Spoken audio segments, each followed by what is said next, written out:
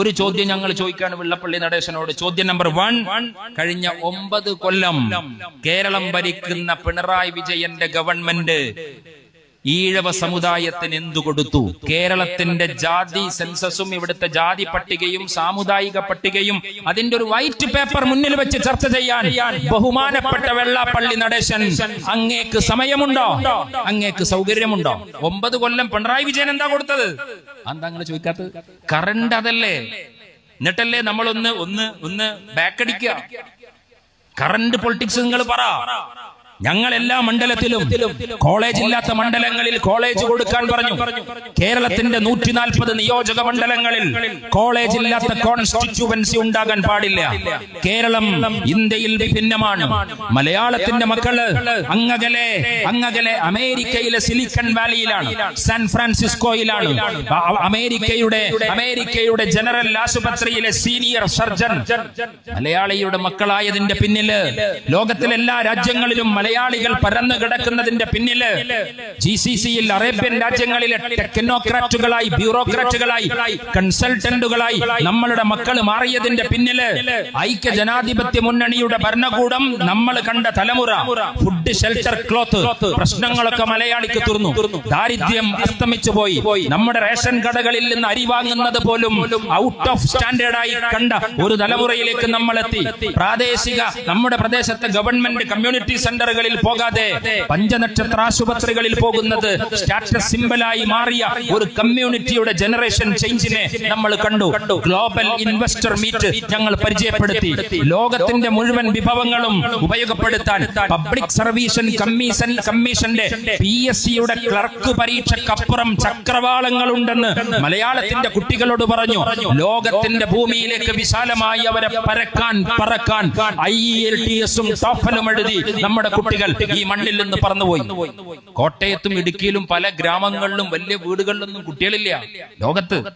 നമ്മുടെ Santa Monica എന്ന് പറയുന്ന വിദേശ വിദ്യാഭ്യാസത്തിന്റെ റിക്രൂട്ട്മെന്റ് നടത്തുന്ന ഫോറിൻ മൈഗ്രേഷൻ ഒക്കെ കൈകാര്യം ചെയ്യുന്ന ഒരു ഏജൻസി, അവരോട് ചോദിച്ചു നോക്ക്, നിങ്ങൾക്ക് ഈ കണക്ക് കിട്ടും നമ്മുടെ കുട്ടികൾ കയറിപ്പോകുന്നത്. അപ്പൊ ഞങ്ങളൊരു പ്രശ്നം കണ്ടു. എന്താണത്? നമ്മുടെ കുട്ടികൾ നാട്ടിൽ നിൽക്കുന്നില്ല. പിണറായി വിജയന്റെ കാലത്ത് ഞങ്ങൾ സർവകലാശാല കൊണ്ടുവന്നു. ഞാൻ തിരൂരിൽ നിന്നാ വരുന്നത്. മലയാളത്തിന്റെ മണ്ണിന് മലയാള ഭാഷയെ കുറിച്ച് വാതോരാതെ സംസാരിക്കുന്ന നിങ്ങൾ ഭരിക്കുന്ന കാലത്ത് തുഞ്ചൻ മെമ്മോറിയൽ തിരൂരിലെ ഗവൺമെന്റ് കോളേജിൽ മലയാളമില്ലായിരുന്നു. MA മലയാളം ഇല്ലായിരുന്നു. അന്ന് MA ബേബി. നിങ്ങളുടെ ഇപ്പത്തെ കമ്മ്യൂണിസ്റ്റ് പാർട്ടി ഓഫ് മലയാളീസ്, CPM-ന്റെ പോളിറ്റ് ബ്യൂറോ സെക്രട്ടറി, ആ പോളിറ്റ് ബ്യൂറോ സെക്രട്ടറിക്ക് ശമ്പളം കൊടുത്ത് വാങ്ങേണ്ടി വരും പുറത്തുനിന്ന് ഈ ബാലൻസ് ഒപ്പിക്കാൻ വേണ്ടിയിട്ട്.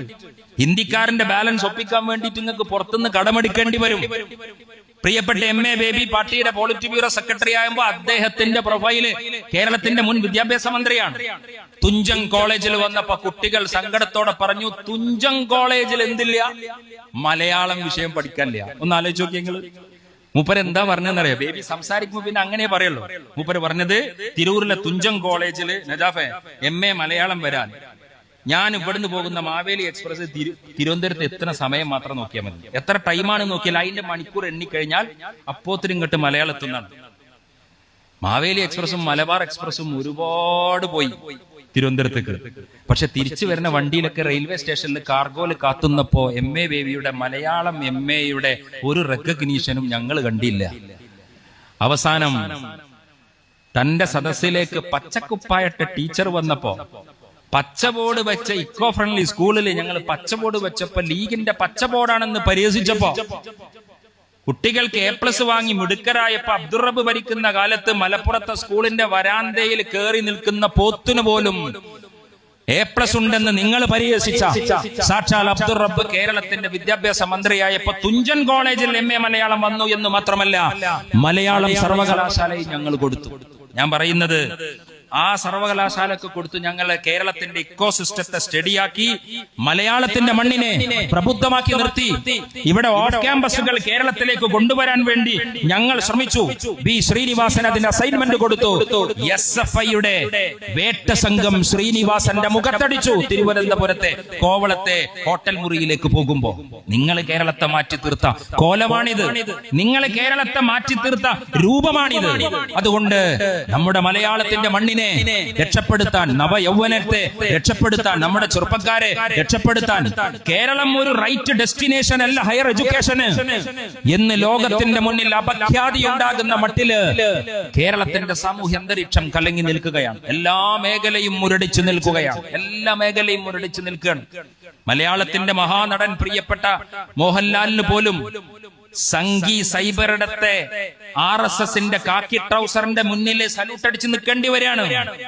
പൃഥ്വിരാജിന് RSSന്റെ കാര്യവാഹിയിൽ നിന്ന് സമ്മതം വാങ്ങിയിട്ട് മാത്രമേ സിനിമാ പ്രൊഡക്ഷൻ നടക്കൂ എന്ന സ്ഥിതി വന്നിരിക്കുന്നു. ഏതോ നാട്ടില് സൽമാൻ റുഷ്ദി ഒരു പുസ്തകം എഴുതിയപ്പോ ആ പുസ്തകം കണ്ണൂരിലെ ബുക്ക് സ്റ്റാളിൽ വെക്കണം, കോഴിക്കോട്ടെ ബുക്ക് സ്റ്റാളിൽ വെക്കണം എന്ന് പറഞ്ഞ് സമരം നടത്തിയ CPM-കാരെ. എന്തായിരുന്നു ആ പുസ്തകത്തിന്റെ പ്രത്യേകത? മുഹമ്മദുർ റസൂലുള്ളാഹി സ്വല്ലല്ലാഹു അലൈഹി വസല്ലമയെ അപമാനിച്ച ഗ്രന്ഥമാണ് സാറ്റനിക് വേഴ്സസ്. ആ പുസ്തകം ആവിഷ്കാര സ്വാതന്ത്ര്യത്തിന്റെ പേരിൽ കേരളത്തിൽ പ്രദർശിപ്പിക്കണം, കൊണ്ടുവരണം എന്ന് പറഞ്ഞ CPM-ന്റെ DYFI-യുടെ പ്രവർത്തകരെ എന്തേ മോഹൻലാലിനെയും പൃഥ്വിരാജിനെയും വേട്ടയാടി RSSന് അഹിതകരമായ സംഭവങ്ങളെ സിനിമയിൽ നിന്ന് വെട്ടിയാൽ മാത്രമേ കേരളത്തിന്റെ തിയേറ്ററുകളിൽ പ്രദർശിപ്പിക്കൂ എന്ന് RSSന്റെ കാക്കി ട്രൗസറും കുറുവടിയും ഭീഷണിപ്പെടുത്തിയപ്പോ കേരളത്തിൽ പ്രതീകാത്മകമായി എമ്പുരാൻ സിനിമക്കും മലയാളത്തിന്റെ മഹാനടനും പ്രിയപ്പെട്ട പൃഥ്വിരാജിനും സിനിമയുടെ അണിയറ പ്രവർത്തകർക്കും ഞങ്ങൾ സംരക്ഷണം കൊടുക്കും എന്ന് പറഞ്ഞ് തെരുവുകളിൽ മനുഷ്യ ചങ്ങല തീർക്കാൻ എന്തേ നിങ്ങൾക്ക് പറ്റാതെ പോയത്? പിണറായി വിജയന്റെ കേരളത്തിൽ സിനിമക്കാരന് സിനിമ പിടിക്കാൻ RSSന്റെ അനുവാദം വാങ്ങേണ്ടി വരുന്ന ഒരു കാലത്താണ് നമ്മൾ ജീവിക്കുന്നത്. എന്നാലോ മുജാഹിദിന്റെ പ്രവർത്തകർ ലഘുലേഖ വിതരണം ചെയ്യുമ്പോൾ വിസ്റ്റം പ്രവർത്തകരോട് പറയുന്നു, നിങ്ങൾ ഈ ലഘുലേഖ വിതരണം ചെയ്യുന്നതിന്റെ മുമ്പേ അതൊക്കെ ഒന്ന് RSSകാരെ കാണിച്ച് ഈ സാമൂഹ്യ അന്തരീക്ഷമൊക്കെ നോക്കിയിട്ട് വിതരണം ചെയ്യണ്ടേ എന്ന് പറയുന്ന മട്ടിലേക്ക് നിങ്ങൾ ഈ നാടിനെ കൊണ്ടുപോയി. അതുകൊണ്ട് ആരാണ് ശത്രു, ആരാണ് മിത്രം എന്നൊക്കെ തിരിച്ചറിയാൻ നമുക്ക് ഈ കെട്ടകാലത്ത്, കാര്യങ്ങൾ വഴിതിരിഞ്ഞു പോകുന്ന ഈ കാലത്ത്, പ്രതിസന്ധികൾ നിറഞ്ഞ ഒരു കാലത്ത് മുസ്ലിം ലീഗ് എന്തിനാണ് എന്ന ചോദ്യം മഹാനായ ഖായിദ മില്ലത്തിനോട് ചോദിക്കുമ്പോ, റോഡുണ്ടാക്കാൻ മതേതര പാർട്ടി പോരെ, പാലുണ്ടാക്കാൻ നാട്ടിൽ എത്ര പാർട്ടി ഉണ്ട്, തെരഞ്ഞെടുപ്പിൽ മത്സരിക്കാൻ MLA ആകാൻ, MP ആകാൻ ഈ രാജ്യത്ത് എത്ര പാർട്ടികളുണ്ട് എന്ന് ചോദിച്ചപ്പോ മഹാനായ ഇസ്മായിൽ സാഹിബ് പറഞ്ഞു, ഈ കാലമൊക്കെ പോകും, നെഹ്റുവിന്റെ കാലം അസ്തമിക്കും, കോൺഗ്രസിന്റെ പ്രതാപമൊക്കെ നഷ്ടപ്പെടും, ഈ രാജ്യം സംഘർഷഭരിതമായ രാഷ്ട്രീയ സാഹചര്യത്തെ അഭിമുഖീകരിക്കും. അന്ന് നിങ്ങളുടെ വിശ്വാസത്തിന്റെ അടയാളങ്ങൾക്ക് നിങ്ങൾ പാർലമെന്റിൽ കാവൽ നിൽക്കേണ്ടി വരും, പള്ളിയിലല്ല പഞ്ചായത്തിലും കാവൽ നിൽക്കേണ്ടി വരും. അപ്പോൾ പള്ളിയിലെ പ്രാർത്ഥനയിലൂടെ നിങ്ങൾ പടച്ചതമ്പുരാനോട് ചോദിക്കുകയും പഞ്ചായത്തിലെയും പാർലമെന്റിലെയും പ്രമേയത്തിലൂടെ വോട്ടിങ്ങിലൂടെ ഭൂമിയിൽ ശക്തി സ്വരൂപിക്കുകയും ചെയ്യുന്ന ഒരാശയമാണ് ഇന്ത്യൻ യൂണിയൻ മുസ്ലിം ലീഗ് എന്ന് മഹാനായ ഖായിദ മില്ലത്ത് പറഞ്ഞു. പഞ്ചായത്തും പള്ളിയും ഒന്നിച്ചു ചേരുന്ന കാലത്ത് നമ്മൾ എത്തി നിൽക്കുകയാണ്. പള്ളിയിലെ ഉസ്താദിന്റെ ഖുത്ബയും പാർലമെന്റിലെ മോഡിയുടെ പ്രമേയവും ഒന്നാകുന്ന കാലത്ത് വെള്ളിയാഴ്ച പള്ളിയിലെ ഉസ്താദ് മിമ്പറിൽ കയറി വഖഫിന് വേണ്ടി സംസാരിക്കുമ്പോ ഇന്ത്യയുടെ പാർലമെന്റിൽ കിരൺ റിജ്ജു എന്ന RSSകാരൻ വഖഫിന് വിരുദ്ധമായി സംസാരിക്കുമ്പോ പള്ളിയും പാർലമെന്റും രണ്ടും രണ്ടല്ല, നിയമസഭയുടെ നടുത്തളവും മസ്ജിദിന്റെ മിഹ്റാബുകളും ഒന്നിച്ചു പോകുന്ന കാലം വരും, അങ്ങനെ ചേർന്ന് നിൽക്കേണ്ടുന്ന കാലം വരുമെന്ന് ഖായിദ മില്ലത്ത് പറഞ്ഞപ്പോ മനസ്സിലാകാത്തവർ ആരെങ്കിലും ഉണ്ടോ ഈ ഭൂമിയിൽ? അവർക്ക് 2025 മറുപടി കൊടുക്കുന്നുണ്ട്. അവർക്ക് വഖഫ് ബില്ല് ലീഗ് ശരിയാണ് എന്ന് 1000 വട്ടം പറയുന്നുണ്ട്. അവർക്ക് CAA ലീഗ് ശരിയാണ് എന്ന് 1000 വട്ടം പറയുന്നുണ്ട്. അവർക്ക് ഏക സിവിൽ കോഡ് ലീഗ് ശരിയാണ് എന്ന് 1000 വട്ടം പറയുന്നുണ്ട്. ഇതൊക്കെ നമ്മൾ പറയുമ്പോൾ സാമുദായികമായിട്ടല്ല നമ്മൾ ഇതിനെടുക്കുന്നത്. പിന്നെയോ നമ്മൾ ഇതിനെ എടുക്കുന്നത് രാഷ്ട്രീയമായിട്ടാണ്.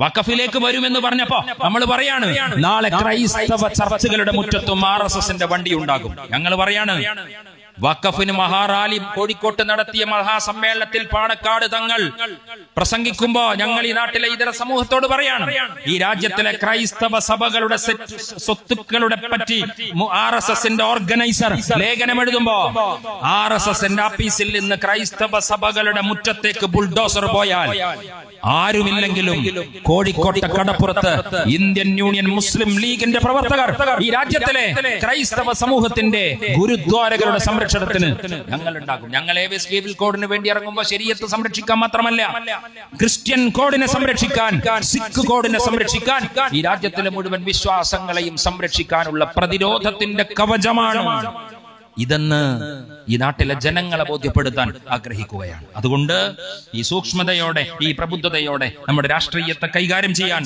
നമ്മൾ മുന്നോട്ട് വരിക എന്ന് മാത്രം പറഞ്ഞ്, പ്രിയപ്പെട്ട മൻസൂറിന്റെ ഹൃദയം നുറുങ്ങുന്ന ഓർമ്മയിൽ മൻസൂറിന്റെ ഖബറിടത്തിലേക്ക് ഈ സമ്മേളനം, ഈ സദസ്സ്, ഈ പറച്ചിൽ, ഈ കേട്ടത് എല്ലാം അല്ലാഹുവേ നീ ഒരു പ്രാർത്ഥനയായി സ്വീകരിച്ച് ഞങ്ങളുടെ പ്രിയപ്പെട്ട സഹോദരന് സ്വർഗീയ ഉദ്യാനം നൽകി അനുഗ്രഹിക്കണേ.